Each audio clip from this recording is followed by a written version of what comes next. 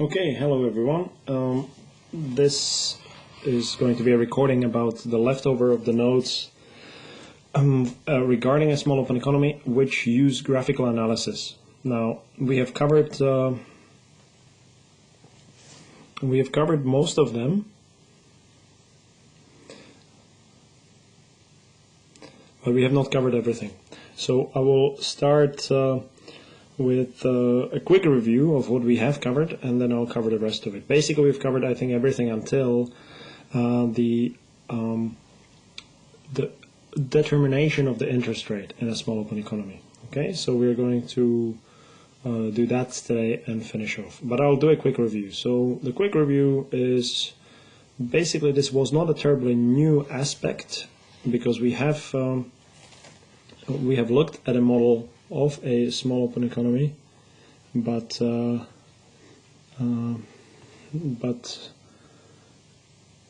we haven't really done a thorough, rigorous analysis of a model of a small open economy. Well, we have not really solved it and done all kinds of dynamic and static, comparative static exercises. So although you've learned about how to solve a model of a small open economy. Those are the newer lecture notes, the lecture notes that are also in the course book. Those lecture notes and those notes that we have covered and we will cover do not really tell you what is going on when some shock hits the small open economy, or what exactly is going on when some small shock hits the small open economy. So these notes will help you build the intuition. So the way to think about these notes is helping to build the intuition about results which can be also derived algebraically and rigorously as they should be. But these are very easy and very quick ways to generate the right kinds of intuition. And at the end of the day, our primary goal is to develop the right way of thinking about small open economies in this segment, and that's best going to be accomplished with this model. You will need to, with this graphical model, you will need to know this backwards and forwards for the final exam. All right, so we have. I'm just going to very briefly outline all this. We have looked at the model, which is basically a two-period representative agent model in which there is no production, only endowment. So we don't need to worry about investment and capital stock. We just worry about how is this exogenous endowment distributed over the two periods, if there are no more periods, and how is it, what can the consumers do to generate the best possible outcome for themselves, conditioning on the exogenous or assumed exogenous path of output and therefore of their incomes. All right, and we looked at the basically definition of the equilibrium in the graphical sense, and then we have studied the equilibrium under disturbances or under perturbations, so shocks. For example, transitory increase in GDP, news shocks, permanent increase in GDP, real interest rate shock. Whoops, that was a mistake. Real interest rate shock. And we looked at borrowing constraints. We haven't looked at the determination of real interest rates. So really the last part is the one which we have skipped. All right, so none of this is really new. The first, whole bunch of slides are not new for you because we've studied them before. Right? So the way that we model the small open economy is going to be simply by considering the consumer, and the consumer is a representative household which lives for two periods, 1 and 2, and that's it. The household has preferences over consumption in period 1 and period 2. In period 1, the consumption is on the horizontal axis, in period 2 is on the vertical axis. It has preferences which are concave, so consequently the indifference curves are shaped as convex towards the origin, so the standard shape of indifference curves. The slope of these indifference curves is the margin rate of substitution between consumption in period 1 and period 2. The simplest form of these would be the log utility, so log C1 plus some discount factor times log C2. But in general, we can just say it's the utility of C1 and C2. We assume that the endowment cannot be stored, just to make this very, very simple. The storage wouldn't really matter. It would complicate things slightly, but not very much. And in a closed economy, which is a good starting point, of course you have to just consume everything, because otherwise, if you can't store it, you might as well consume it. Otherwise, it disappears. So there's an assumption of non-satiation of preferences that we are making, which is pretty standard. All right. We also introduce real bonds. So as opposed to nominal bonds, the real bonds are referring to delivery of goods, and they go hand in hand with interest, and they go hand in hand with real transactions. So if you are exporting a product, with this export of a product comes a purchase of a real bond, right? So you're acquiring net foreign assets and exporting products at the same time. It's the same transaction. So you are buying this bond, which says that the purchaser, the issuer of the bond, is promising to pay you back whatever goods you lend them, well, really give them, plus the real rate of interest.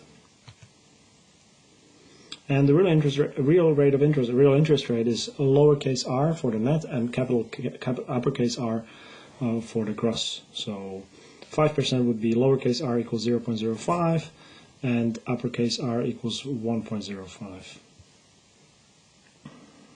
Of course, trading bonds mean, as I already mentioned, that there's a second side of the transaction. So you're borrowing some products because these are real bonds.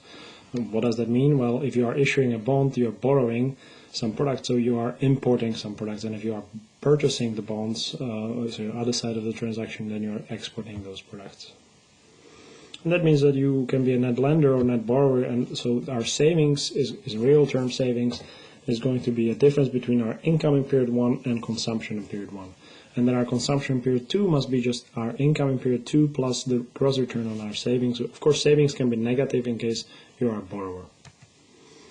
And the budget constraint was defined by simply 2 points, or well, yeah, any 2 points. So it's a linear line, but the easiest way of thinking about it is to say that it's defined by an endowment point, y1 and y2, and a straight line, so this single point here where my mouse is, and a straight line which has a slope of the negative of the gross real interest rate. So it acts as a sort of transmission mechanism to move away from your endowment point, either by saving and exporting goods or by borrowing and importing goods. So if we combine the two constraints, we will arrive at an intertemporal budget constraint. And that's this one here, and it says the same thing as they always do, which is the interest rate, the net present value of consumption must equal present value of income flow, all right, over lifetime. So it doesn't have to be equal period to period or day to day, but it has to be equal over lifetime.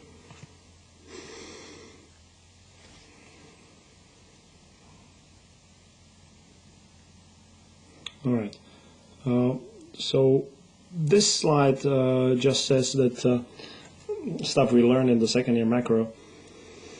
If we define savings as consumption, as non-consumed income, what you can then do is define government expenditures as part of consumption, and consequently the non-consumed income is just income y minus consumption minus government expenditures.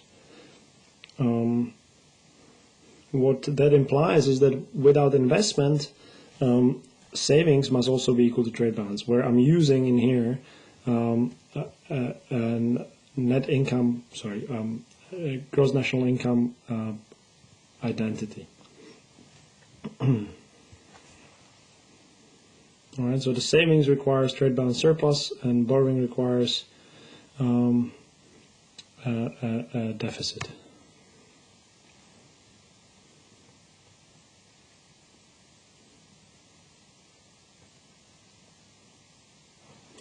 So this is just a consumption smoothing behavior. So our endowment point is in this point, the one which is not defined.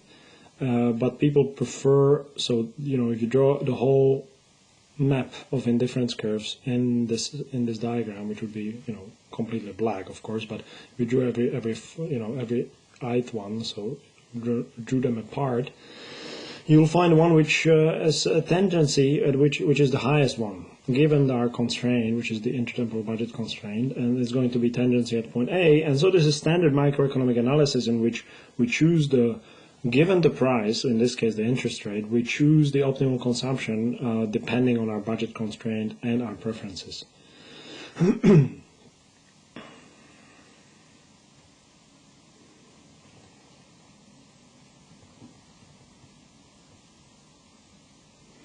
All right, I think that's all.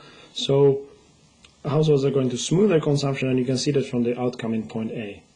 All right, so although the income is uneven, consumption path is going to be smooth, and I see that from the fact that consumption point A is more in the middle of the both axes, so consumption period 1 and period 2 are roughly similar as a result, than output. Output is much more uneven. So we can define consumption as a function of income in both periods, interest rate and the preferences, so utility function U. And we talked about we've talked about all of these actually. All right, so transitory shocks. Well, if you have a transitory shock, you're going to increase. So in this case, this is a positive transitory shock. So in period 1, output moves from point A to point B, and as a result, we are endowed with more income in period 1. So this horizontal line or horizontal distance from the origin increases, but nothing changes in period 2 output. So you're suddenly richer, and you don't have anything else in period 2. And the optimal response, as you can see, is a response in which we increase consumption in both periods. How can we do it? Well, we have to save something from the extra output that we received today. Right? So although this is our increase in output, delta Y1, our consumption rises by less, and the rest is saved. And the saving plus the interest is what determines the increase in consumption in period 2. In this sense, financial markets, international financial markets, act as shock absorbers. So that gives us a major role, of course, for consumption smoothing, given these international financial markets. At the same time, what we observe is that the trade balance must go into surplus. And I think it's on the next slide, maybe. No, it isn't. So anyway, the trade balance went into surplus here, which is clear from the fact that savings was positive. Excuse me. Bad news, good news. All right, so this is a news shock, which is really a perfectly well anticipated shock of a increase in output or decrease in output, depending on whether it's bad news or good news in period 2. And you anticipate it perfectly in period 1. So you're not richer in period 1. You don't have higher income in the first period, but you know that tomorrow you're going to get higher income. So there's no uncertainty here. So we're just assuming that there's perfect information about the future development. So what was the optimal response? Now, a response, the analysis is very similar to what we have had earlier, right? So it literally just shifts the endowment point from point A, the same as before, to point B, in which tomorrow's endowment is higher, but today is unchanged, right? So point B lies directly above point A. But because people prefer smoother consumption, given the fact that the interest rate hasn't changed, so the slope of the budget constraint is the same as in point A, people will choose a point which is something like point C, in which consumption rises in both periods. How can they achieve that? Well, they have to borrow against their expected future income or higher future income and consume that borrowing today, and that allows them to smooth it. So this is kind of like what people in Auckland do. They expect house prices to continually rise, and they leverage their homes and buy stuff with that leverage on expectation that they are going to have higher incomes in the future. It's slightly different because this is literally an income and endowment, whereas we are talking about expectations of price changes. So not the same, but if you just think about might be a quick way of understanding how this borrowing in the future, borrowing in the first period is necessary to increase consumption in the first period, and how it's rational at the same time. It's rational and optimal. Oh, excuse me. All right. So saving declines, of course, in this case, because it goes into negative, we are borrowing, and so the trade balance moves into deficit. And households at the same time are wealthier. So the key message is, as we mentioned here in this part, was that you can't judge whether or not the country is doing well, depending just simply on the basis of the trade balance position. It could be a positive or negative, but it does not tell you automatically whether the country is doing well or whether the country is doing poorly. And the reason why that is not the case is that we have just seen an example where two types of positive shocks, one was today and one was tomorrow, have resulted in exactly opposite movements of trade balance. In one case, in the first case, this was a trade balance surplus. In the second case, we had a trade balance deficit. But both of these shocks are good shocks. And you can model it, or you can do an experiment in which they are exactly the same. So the trade balance does not inform us alone, on its own, does not tell us anything about whether the country is going through a good patch or a bad patch. And then we talk about reverse causality, which you can probably just look up on your own. I mean, we've already talked about it in the class. Permanent increase doesn't do much, because permanent increase, so the role of the, let me go back, so the role of the trade balance, as you can see in the diagram, is literally to absorb shocks. But these shocks have to be asymmetric over time. So it has to be a shock which doesn't persist over time. So trade balance has this ability of spreading our income over periods. So it's like a time capsule, or like a time machine, which allows you to transit from one period to, well, not you, but the income, to move income from one period to another. Right? So if you have an uneven path of income, trade balance will allow you to smooth it out for consumption. Right? So that's the role of the trade balance. It's a shock absorber, like a shock on your mountain bike or something. So whether it's an increase or decrease in terrain, you are able to ride pretty smoothly. Right? But now, if you have a full constant change or permanent change in income, then there's nothing that you can smooth. Right? So it's like the road just became higher. It's not more bumpy. It's just a higher level. They put another layer of concrete on it. And so the shock absorber, your shocks on the mountain bike, are completely useless, because there's nothing to smooth, right? So there are no bumps along the way. It's just higher up or lower down. So this is, I mean, I'm not sure that's the best analogy there, but there's nothing to smooth. You have more income in both periods or less income in both periods. You can't borrow against the future or save for the future, because you have exactly the same income, even amount of income in both periods. It just has gone up or down, but it's equivalently over both periods. And as a result of that, you are not going to be transferring consumption from one period to the next. So this is a movement from point A to point B, for example, where our endowment point has moved from A to B, and we end up with the same consumer point as a production point, because while it doesn't have to be exactly the same, there could be marginal movements. It really depends on the preferences, but basically we would not expect a large move of the trade balance in this situation.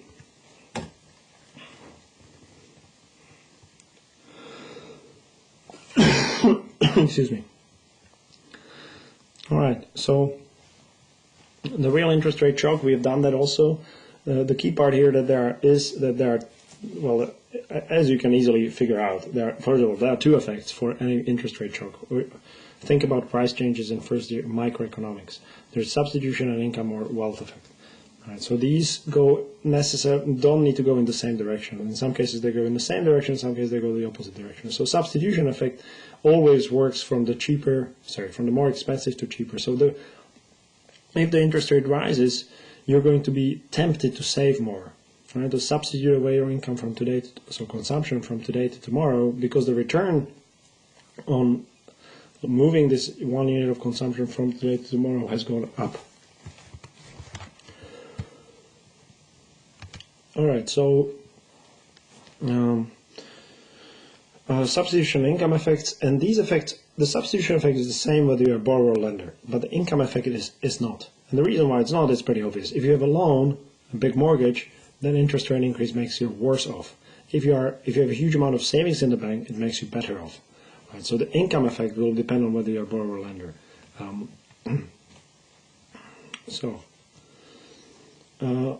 Let's just think about an increase of, I think this is a case of an increase, yes, increase of the real interest rate.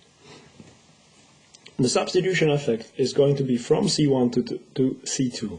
So you're going to be tempted to save more or borrow less. So this is the same for a borrower or lender, this kind of an effect. You move consumption from C1 down, C2 up. Income effect depends on whether you're a lender or borrower. So as I suggested, when you're a lender, your income is going to be increasing because if interest rates go up, because you're expected to receive more payments over your lifetime from then on. So you're more wealthy, and if you're more wealthy, you want to consume more in both periods. Okay, so consequently, period 2 consumption has to rise because both of these effects push it up. But the period 1 consumption is ambiguous because the effects push in opposite directions. And that's the situation. It's the opposite for borrowers. So, well, not the whole thing, but the substitution effect is the same, but the income effect is the opposite. You're less wealthy. And consequently, consumption period 1 has to decline. Both effects are moving in the same direction. Second period consumption is ambiguous. And so you're moving from A to somewhere like points B, C, or D, depending on what happens in second period consumption. Excuse me. We have discussed borrowing constraints. You can look it up on your own again. You should study this also for the final exam. But I'm not going to go through it again.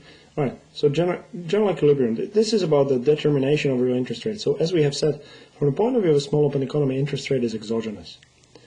The world interest rate is exogenous. But how is it determined, nevertheless? Because if it's exogenous, we simply take it as what it is. So it's a source of possible shocks to us because we can't influence it, but it definitely can influence us.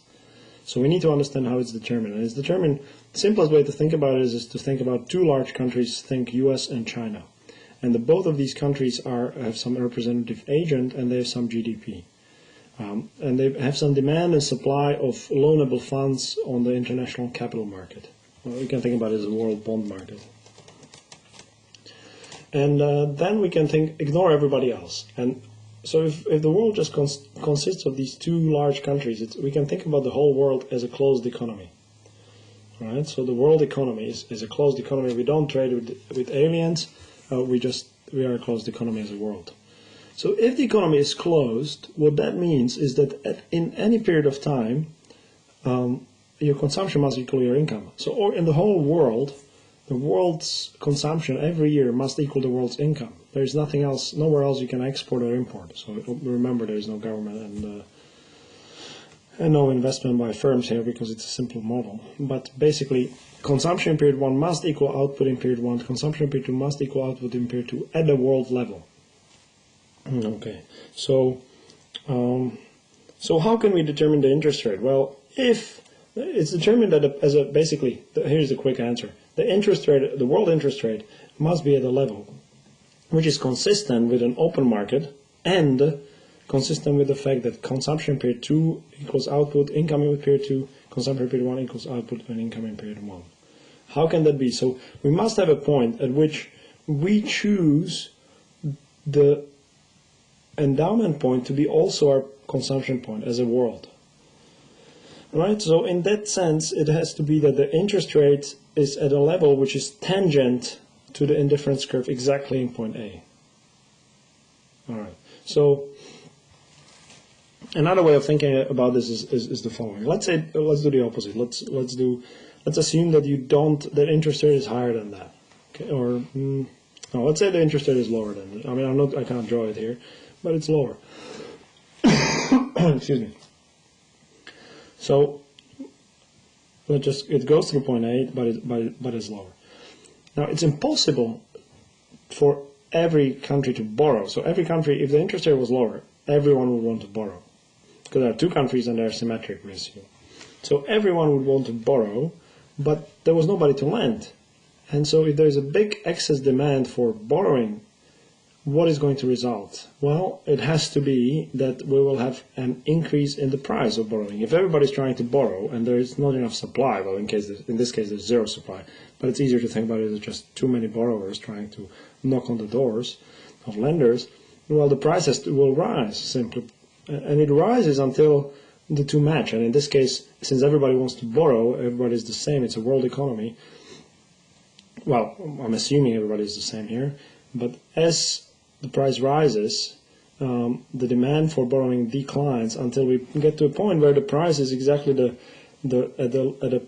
interest rate is exactly at the level where the slope of the budget constraint equal to the interest rate just touches the indifference curve at point A, going through point A, right? So that's key, right? So what is the slope of the indifference curve? Marginal rate of substitution. What is the slope of the interest rate? Sorry, what is the slope of the budget constraint? It's interest rate, world interest rate. Right? So these two are the same. So this is how we think of interest rates being determined at the world level. Since world is closed, it has to be that the interest rate equals the marginal rate of substitution between income or consumption period 1 and period 2. Right? So now this is not the most realistic version of things, because we're assuming everybody is the same, right? We know not everyone is the same. There's usually somebody who's, well, let me put it this way. China and Asia are savers, generally, broadly speaking, whereas the Western countries, so Europe and North America, are borrowers, and that's the way the money flows, right? So not everybody is the same, and you can have a situation in which demand, so there is borrowing in a closed economy. It just needs to have a heterogeneity of the countries, basically, which we are ignoring here. Right? So you could make it a little bit more realistic that way. But for now, we'll just ignore that. Even in that case, there would be some relationship between the MRS and the interest rate. Not perfect, but they would not be equal, but they would be closely related. So marginal rate of substitution you can calculate easily. In the case of log preferences, it would be exactly equal to this ratio, C2 divided by beta C1, where beta is the discount factor. Not an impatience parameter, it's a discount factor, so it's it's 1 over 1 plus theta, which we have seen already. So so because of countries are the same, it has to be that the interest rate is equal to this ratio, and we have a closed economy. At the world level, the economy is closed, so output can be replaced with consumption in both periods. So interest rate must equal 1 over beta times the gross rate of growth of output over this period of time. All right? So that's important, and you kind of need to wrap your minds around that and make sure that we understand this. Excuse me. So let me briefly talk about the world recession, since we've just gone through one. What would be the implication of the simplistic framework for a world recession in terms of the real interest rate? These are not nominal interest rates. These are real interest rates. Okay, so the first implication is that we move the endowment point from A to C. Period 1 output drops exogenously. Now, we want to smooth consumption, so under the assumption that we start at a point where consumption is equal to output, just for simplicity, and we would now want to borrow. And the way that is obvious is from the fact that if we borrow and go to a point like B, we would be on a higher interest rate indifference curve than we are in point C. Okay, so it's a better place to be. And why is it better? Because it allows us to smooth our consumption between the two periods. So we don't have a much lower consumption period 1 and the same consumption period 2. All right. So in other words, how can we support our consumption in period 1? We have to borrow against our income in period 2. Right. So we would expect savings to be negative and consequently a trade balance deficit. Now, if this is a world recession, so everyone's experiencing this and everybody wants to borrow, what is going to happen? Well, exactly what I've just described on the previous slide. If everybody's trying to borrow because of the world recession, we would expect the price of borrowing to go up. There are no extra savers somewhere. Nobody's really benefiting. Everybody's being hit by the same shock. Right, so it would have to result in a higher real interest rate. So we would have to go from point A to point C until the interest rate is so high that in this particular world, nobody wants to borrow anymore. Right? So you just ride the wave. So there's no way to sort of share the risks and spread these global bumps if they affect every country in the same way, and if countries are identical. So to summarize, the main thing is that trade balance is related to savings, and it says nothing about the welfare of households of the country. And the real interest rate is an intertemporal price and reflects the structure of the economy, mainly the growth rate, or expected long-run growth rate. Let me conclude by saying a few things about the term structure of interest rates. All right, so you may have heard about the term structure of interest rates. If you are buying a house, there's a long-term mortgage or a short-term mortgage. They have different interest rates. How can we think about these different interest rates? So in a closed economy, as in the sort of the world, at the world scale maybe, we have just described that the interest rate should equal, it should be proportional or function of a gross rate of GDP growth, that's this Y2 over Y1, and some discount factor. All right, so we can express the same thing about interest rates between period 1 and 2 and period 2 and 3. So let's just say there are more than 2 periods in this model. Right? So okay, let me pause for a second. Okay, so the interest rate, short-run rate between period 1 and 2 has to be reflecting the output growth between period 1 and 2. Between periods 2 and 3, the short-run rate would have to reflect the output growth between periods 2 and 3. The long-run rate, on the other hand, because there is arbitrage and we assume there is no risk associated with long-run investment or long-term borrowing, the long-run rate will have to equal this product of the short-run rates.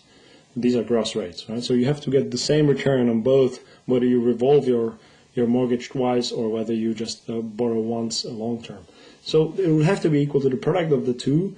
We again are assuming no risk, and consequently, if we multiply the two, we would get the gross rate of return between period long-run rate of return to be equal to 1 over beta squared times y3 over y1. Okay, and so that's not an annualized rate. That's just the gross long-run interest rate between periods 1 and period 3. So the annualized rate would have to be the average of the two, or in this case it's a product. So a geometric average, which is a square root of the previous what we had here, this stuff. So square root of that. All right. And so that's something about the rates of long-run rate and the short-run rates. So the long-run rate, the bottom line here is that the long-run rate is going to be proportional or function of long-term economic growth. So Y3, if this was 20 years, you would just look at the growth between the 20th period and today. So basically a straight line between output 20 years from now and now, rather than looking at all the bumps, ups and downs, all the intermediate growth rates, which is what relates to or determines the short-run interest rates. Okay, so that's the key message here for the term structure or for the yields. You're ignoring, in the long rates have to be ignoring the transitory movements of GDP. They are just looking at the long run, or a function of the long run rates of growth of GDP. So of course, the yield curve is the short run and the long run rates, and we often have more than two maturities. Here there are just two of them, and this is the term structure of the interest rates or the yield curve. And as you can see, they relate to the permanency of the GDP growth between different time periods. Now, there are lots of other things that influence the term structure of interest rates, like risk and different aspects of risk, but we are going to ignore all of them here. Okay, so this is all the recording for now for this chapter. Make sure you know what's going on in this chapter. It may well appear on the exam, in particular. No, that's not a chapter. This set of slides. So you need to understand the workings of our model in a graphical sense, basically. Okay.